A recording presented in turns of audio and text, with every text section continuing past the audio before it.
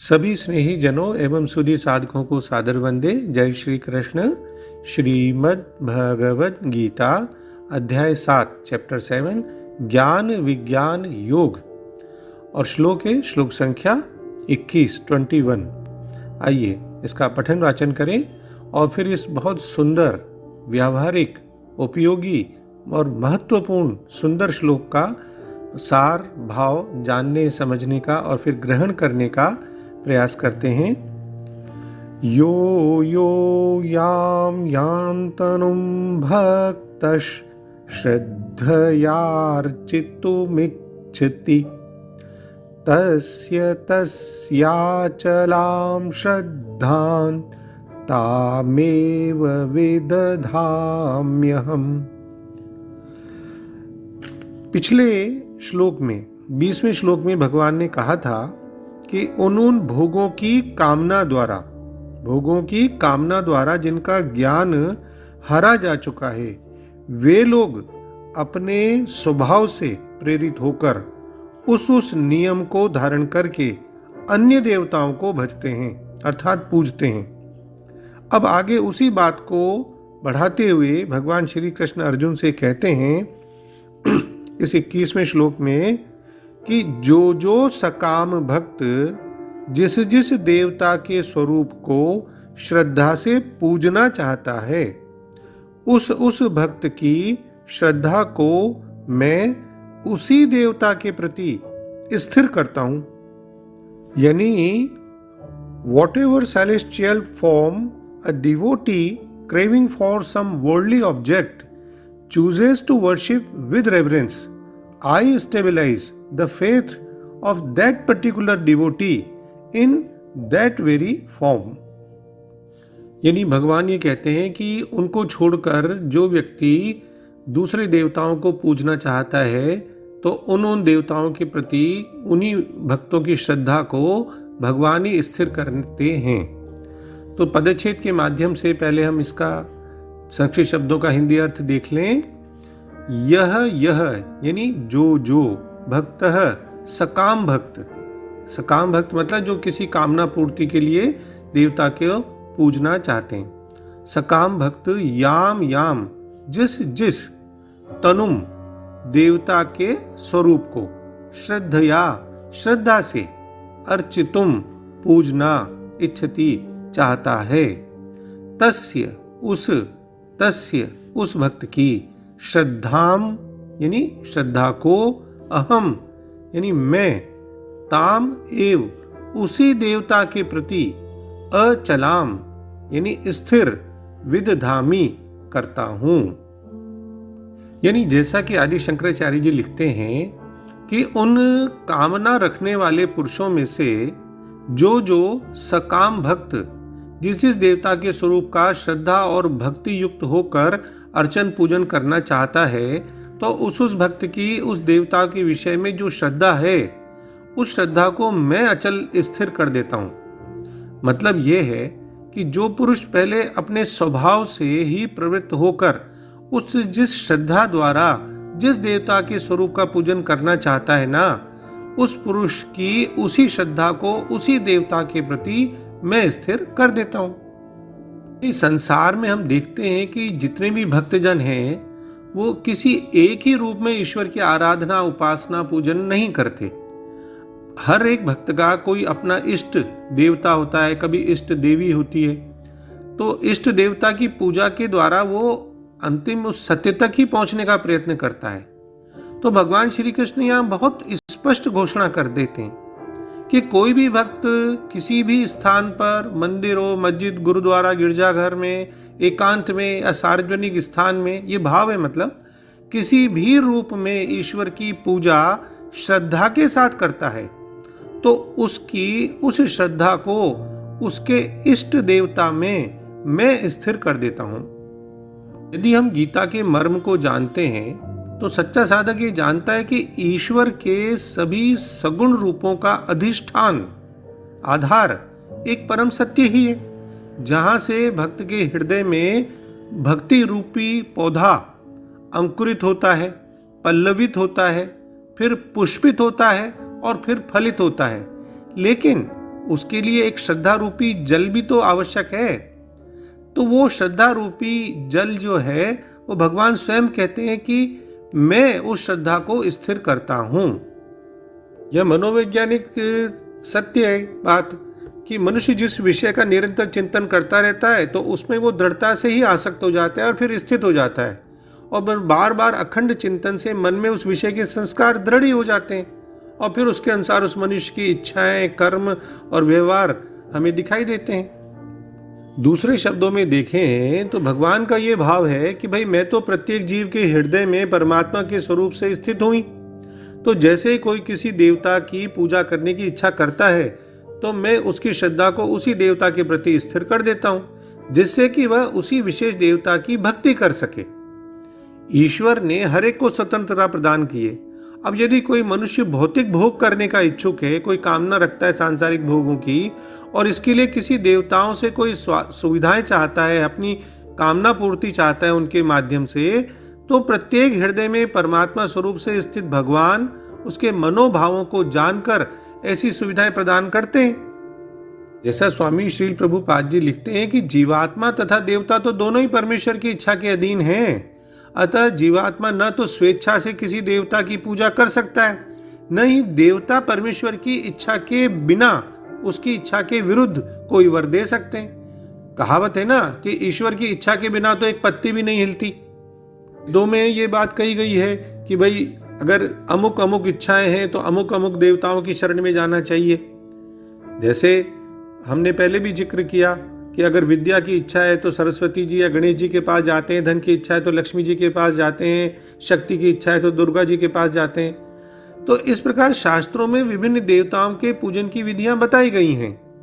जो कोई भी मनुष्य कोई विशेष कामना रखता है तो भगवान ही उसे विशेष देवता से उस वर को प्राप्त करने की प्रबल इच्छा की प्रेरणा देते हैं। तो में वह प्रेरणा देवता नहीं दे सकते, पर भगवान जो परमात्मा के रूप में सभी जीवों के हृदय में उपस्थित हैं वो दे सकते हैं। यानी सारे देवता परमेश्वर के विराट शरीर के अभिन्न अंग स्वरूप हैं, अतः वे स्वतंत्र नहीं होते। और फिर वैदिक साहित्य में तो कथन है ना कि परमात्मा रूप में भगवान देवता के हृदय में भी स्थित रहते हैं, अतः वे देवता के माध्यम से जीव की इच्छा को पूरा करने की व्यवस्था करते हैं। किंतु जीव तथा देवता दोनों ही परमात्मा की इच्छा पर आश्रित होते हैं, वे स्वतंत्र नहीं हैं। तो भगवान का कहना है कि जो जिसको पूजना चाहता है उस मनुष्य की श्रद्धा उस देवता के प्रति मैं अचल कर देता हूं, दृढ़ कर देता हूं, लेकिन वे दूसरों में न लगकर मेरे में ही लग जाएं, ऐसा तो मैं नहीं करता। ये भगवान का भाव है। हालांकि उन देवताओं में लगने से कामना के कारण उनका कल्याण नहीं होगा अल्टीमेटली, फिर भी मैं उनको उनमें लगा देता हूं। तो जो मेरे में श्रद्धा प्रेम रखते हैं, अपना कल्याण करना चाहते हैं, उनकी श्रद्धा को मैं अपने प्रति दृढ़ क्यों नहीं करूंगा? कैसे नहीं करूंगा? अवश्य करूंगा, क्योंकि मैं तो प्राणी मात्र का सुहृद हूं। भगवान कहते हैं सुहृदम सर्वभूतानाम, 5वें अध्याय के 29वें श्लोक में। यहाँ किसी को एक शंका हो सकती है कि भगवान जब आप सबकी श्रद्धा उनके देवताओं के प्रति दृढ़ कर सकते हैं तो सबकी श्रद्धा स्वयं आप में अपने में क्यों नहीं दृढ़ कर लेते? तो मानो भगवान ये कहते हैं कि अगर मैं सबकी श्रद्धा को अपने ही प्रति दृढ़ कर दूं तो फिर मनुष्यों के उनके जन्म की जो स्वतंत्रता है, सार्थकता है, वो कैसे सिद्ध होगी? बल्कि मेरी स्वार्थ परता एक तरह से सिद्ध हो जाएगी। लोगों को अपने में लगाने का अगर मेरा आग्रह रहे, इच्छा रहे, तो ये तो कोई बड़ी बात नहीं है, हो भी सकता है, क्योंकि ज्यादातर तो लोग बाग इस दुनिया में सब यही चाहते हैं कि सब मेरी तरफ ही झुकें।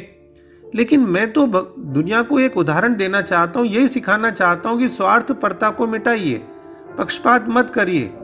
तो इंसान भी मनुष्यों से अपनी पूजा प्रतिष्ठा करवाने में नहीं लगा रहे, किसी को अपने अधीन नहीं बनाए। तो ऐसा भाव भगवान का दिखाई देता है। तो फिर एक दूसरी शंका भी आती है कि आप उनकी श्रद्धा को उन देवताओं के प्रति तो दृढ़ कर सकते हैं, कर देते हैं, तो आपकी साधुता, उदारता ये तो सिद्ध हो गई, पर उन जीवों का जो आपसे अब विमुख हो गए तो एक तरह से उनका तो अहिति हो गया, तो उसका क्या होगा? तो ये उसका लिए भी एक समाधान है कि भाई मैं उनकी श्रद्धा को दूसरों से हटाकर अगर अपने में लगाने का भाव रखूंगा तो ये तो उनके साथ जबरदस्ती हो गई, ज्यादती हो गई ना, ये तो अश्रद्धा कहलाएगी।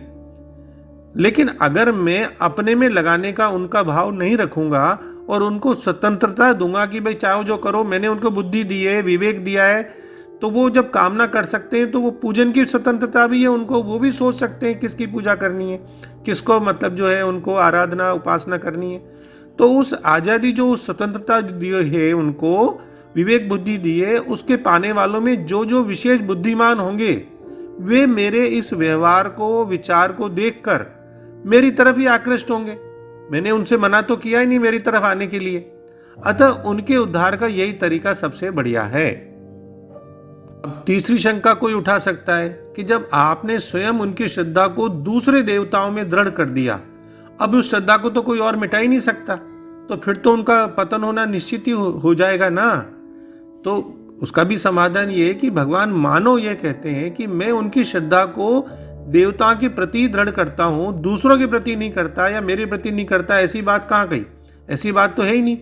मैं तो उनकी इच्छा, उनकी कामना के अनुसार ही उनकी श्रद्धा को दृढ़ करता हूं। अपनी इच्छा को कभी भी बदलने के लिए मनुष्य स्वतंत्र है, योग्य है। इच्छा को बदलने में वो कोई निर्बल नहीं है, परवश नहीं है, अधीन नहीं है, अयोग्य नहीं है। वो मनुष्य जन्म है इसलिए कि वो कर्म करने के लिए स्वतंत्र है, अपनी बुद्धि विवेक के अनुसार, अपने स्वभाव के अनुसार। और इस इच्छा कामना का त्याग करने की आज्ञा बलपूर्वक मैं उनको कैसे दे सकता हूं?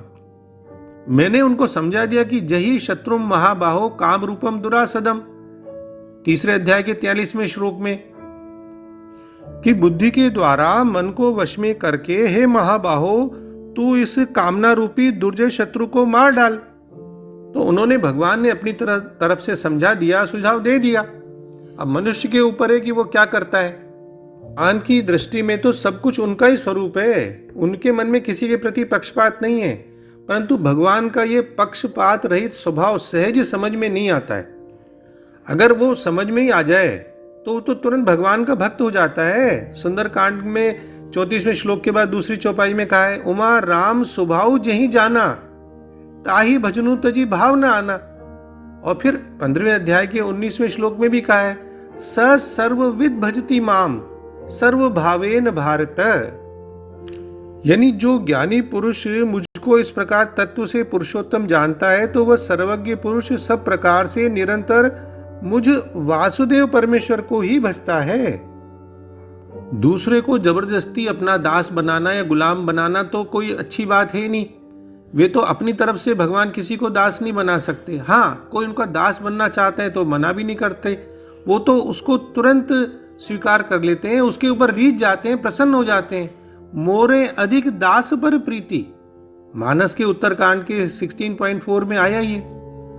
और भगवान ने तो कह दिया, एक बार सुझाव दे दिया, बहुत अच्छी तरह समझा दिया कि मामेकम शरणम व्रज। लेकिन उसके पहले पूरी गीता की बात करने के बाद, उपदेश देने के बाद भगवान ने जबरदस्ती नहीं की अर्जुन के साथ। क्या कहा? यथेच्छसी तथा कुरु, मैंने सब कुछ कह दिया, अब जैसे तेरी इच्छा हो वैसा कर। तो वो घबरा गए। तब भगवान दयावश कहते हैं कि तू मेरी शरण में आ जा, मामेकम शरणम व्रज। तो मतलब ये हुआ कि जो किसी देवता पर श्रद्धा रखता है उसकी श्रद्धा को भगवान उस देवता में दृढ़ कर देते हैं, और जो भगवान पर श्रद्धा रखता है, श्रद्धा रखना चाहता है, तो उसकी श्रद्धा को भगवान अपने में दृढ़ कर दें, इसमें कोई संदेह नहीं होना चाहिए। सरल रूप में भाव यही है कि जो भी भक्त श्रद्धा के साथ जिस भी देवता के जिस भी रूप की पूजा करना चाहता है, तो भगवान कहते हैं कि मैं ऐसे भक्त की श्रद्धा को उसी रूप में, उसी रूप के प्रति स्थिर कर देता हूं। हाँ, ध्यान देने की बात यह है कि भगवान कहते हैं कि वे ही देवताओं के प्रति श्रद्धा उत्पन्न करते हैं। देवताओं में अपने भक्तों में श्रद्धा उत्पन्न करने की, प्रेरणा देने की सामर्थ्य नहीं होती। यह तो भीतर निवास करने वाला परमात्मा ही उनमें श्रद्धा उत्पन्न करता है। जैसा कि भगवान श्री कृष्ण ने 15वें अध्याय के 15वें श्लोक में भी कहा है कि मैं तो सभी प्राणियों के हृदय में बैठा हूं, स्मृति, ज्ञान और बुद्धि मुझसे ही प्राप्त होती है। शंका के बारे में जैसे मैंने अभी बात की कि कोई पूछ सकता है कि परमात्मा देवताओं के प्रति श्रद्धा क्यों उत्पन्न करते हैं, जबकि ऐसी श्रद्धा अनुपयुक्त रूप से की जाती है। तो इसको इस प्रकार हम समझ सकते हैं एक दूसरी तरीके से कि माता पिता अपने छोटे बच्चों को कोई बनावटी गुड़िया दे देते हैं। अब गुड़िया के प्रति उस बच्चे का जो अनुराग है, प्रीति है, वो एक अज्ञानता के कारण ही है कि भाई ये तो गुड़िया है।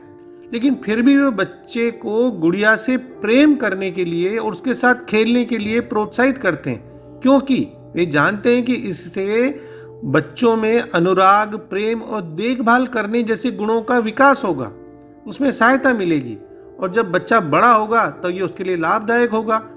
तो ठीक इसी प्रकार भगवान उनके विश्वास को इस आशा के साथ दृढ़ करते हैं कि ये सब अनुभव उनकी आत्मा के उत्थान में सहायता करेंगे। तब एक दिन आत्मा भगवान की शरण में आकर उन्हें ही सबका परमार्थ करने वाला समझने लगेगी। यानी परमेश्वर का प्रेम अनंत है, वे इन सभी विभिन्न देवताओं में भी विद्यमान है। तो ध्यान देने की बात यह कि वो किसी भी रूप में अगर आपका विश्वास है तो भगवान उस विश्वास को और मजबूत करते हैं। बहुत बड़ी बात है ये सनातन धर्म की।